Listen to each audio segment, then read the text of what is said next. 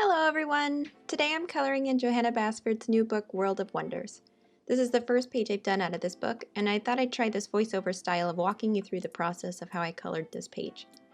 One of the newer things I've been doing to try to save time on my coloring pages is to put down a base layer with markers.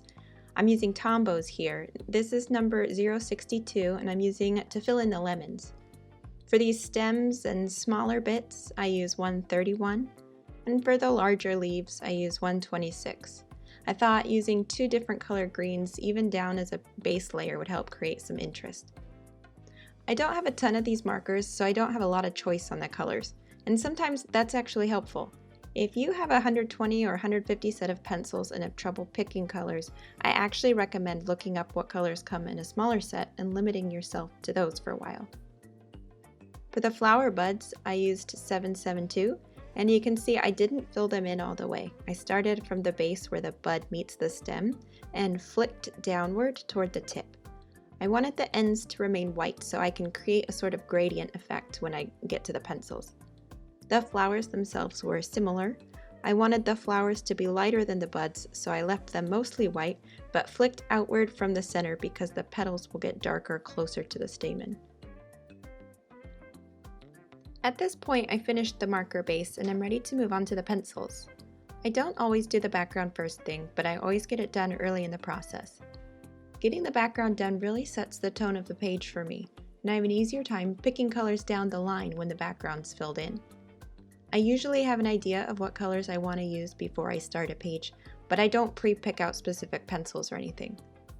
I know that sometimes if I save the background for the end, it can be hard to pick a color that will work because I've thrown everything already at the foreground.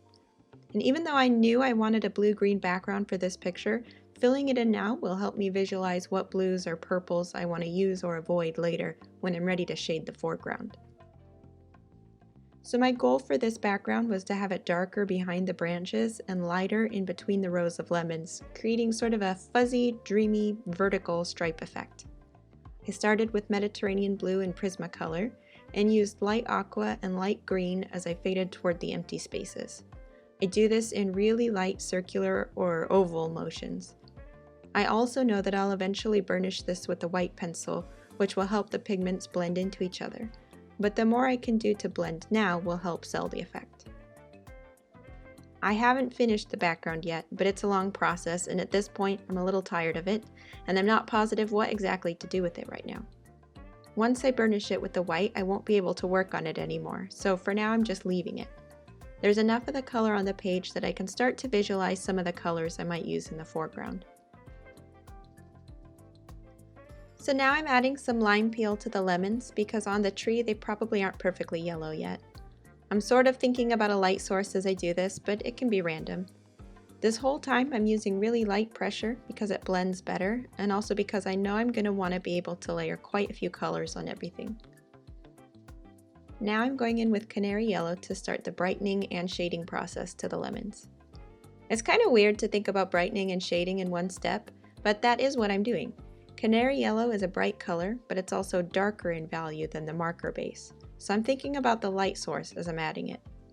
My light source almost always comes from the top right, which means I'm going to be shading the left and bottom of objects, unless there's something else casting a shadow. When I'm done with the yellow, I go in with the grade Lavender and do pretty much the same thing. It might seem a little weird to use a purple color on a lemon, but shadows are always cool colors. And the reason I use purple and not blue in this case is because the lemons are yellow and blue on top would just turn green.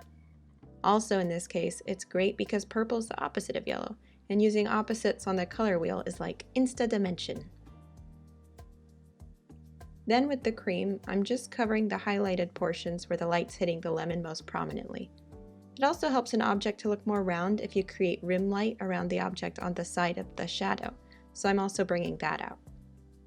Again, at this point, I know I'm not done with the lemons, but I'm ready to move on for now.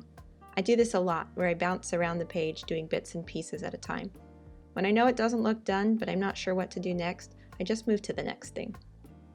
I'm going in with Prussian Green to shade the leaves with. I chose a cooler green than the marker base on purpose, because again, shadows are always relatively cool. And then, this is weird, I start going in lightly in random areas on the leaves with burnt ochre. It's a reddish brown, and red is the opposite of green on the color wheel, so just by adding it here and there, I get the benefit of insta-dimension again. At this point, I decided I wanted to use Artichoke to continue shading the lemons. It's a dark yellow that sits more green than orange, so I thought it would work well here. And then more Canary Yellow just to brighten them up a bit more. I want to add a little more highlight to the leaves, so I decide to use the really bright yellow Chartreuse to do that. I'm basically pushing to the point of burnishing in the areas that aren't shaded. And then I use Kelp Green to shade the stems and little leaves. Once I've done that, I've decided the dark areas of my large leaves aren't dark enough, so I break out the black Grape. This is probably my most used pencil. Purple is the bomb for shading. Because it's a mix of red and blue, it's the perfect mix of warm and cool.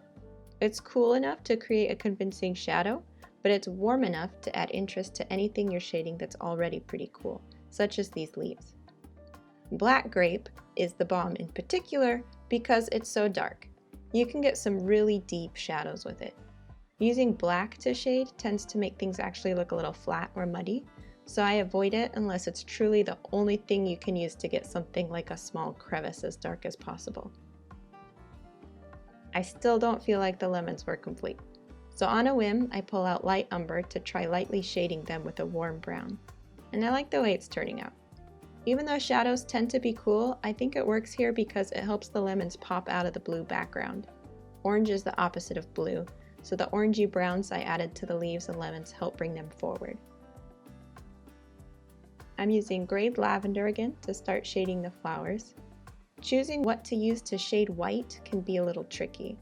Generally light blue is a good choice, however I wanted these flowers to be pink tinged, so I didn't want to use blue right out of the gate. As you add layers of pencil, the wax builds up, which means the pigment becomes more resistant to the paper. If I use blue first, I'll get more pigment from the pencil than if I wait, and in this case I'd rather wait and get less blue pigment. So before I do anything else with the petals, I want to get some of the stamen color established. I don't have any bright oranges yet, and I think they would complement the blue-green background, so I go for yellow to orange. At first, I leave some of the white in each one for a highlight, but then I decide they're pretty small, so I can just use a Posca at the end for that. I add a little Limepeel just to tone down the brightness a bit and better match the tone of the rest of the foreground. Now I decide I'm ready to try blue on the flower petals, and I use Periwinkle because it's a bit grayish. I'm worried something too blue will force the flowers into the background. I want to make the background have just a little deeper color behind the flowers and lemons to help them pop more, so I add Copenhagen blue, which is a nice saturated medium blue on the slightly warm side. I also feel like the flowers have receded into the background at this point, and they don't quite have the pink tinge I envisioned, so I'm adding a bit of Deco Peach, which is a super light peachy pink. I'm feeling pretty satisfied at this point, so I decide to burnish the background with white. You can see how it blends the colors together. I start in the light areas and blend toward the dark so that I'm not dragging the dark blue out toward the white. I want to preserve that light space. This process does lighten the colors a bit, but I anticipated that when I picked my background pencils. I then use sepia to darken small bits and pieces for more contrast. Sepia is great because it's a neutral color that's really dark and isn't black. Black is the vibrancy killer. Now comes my favorite part, the highlighting. I use a small Posca pen for this, which is an acrylic paint pen. You can use a gel pen, but I prefer the paint pens. I find gel pen really hard to get to work on top of pencil. The Posca pen scrapes off easily enough, similar to gel pen if you make a mistake, but you can also color on top of it. You can color on top of gel pen too, but sometimes trying to use a pencil on top of gel pen starts to scrape it away. Paint pens are also a bit more translucent than gel pen, which may be a positive or negative depending on the situation. I tend to like that. I can always layer it if I want it more opaque. Again, as I do this, I'm keeping in mind the light source, so I'm favoring the top right of each object. And because it's a Johanna Basford book, I sometimes use her dots motif.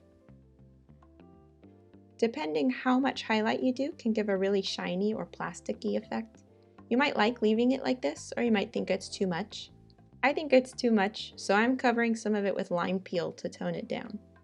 In this shot, you can see the right side of the page hasn't been covered with the Limepeel yet, but the left and center has.